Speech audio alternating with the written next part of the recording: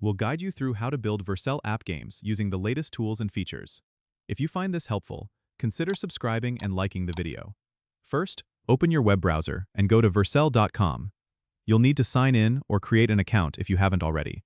Once you're logged in, click on the New Project button. This will bring you to a screen where you can import your game project from a GitHub repository. If your game isn't on GitHub yet, you'll need to push it there first. Connect your GitHub account to Vercel, and then select the repository that contains your game code. After selecting the repository, Vercel will automatically detect the framework your game uses, like Next.js or Nux.js, and set up the default build and output settings. You can adjust these settings if necessary, but usually the defaults work just fine. Click Deploy to start the deployment process. Vercel will build your app and deploy it to a global content delivery network.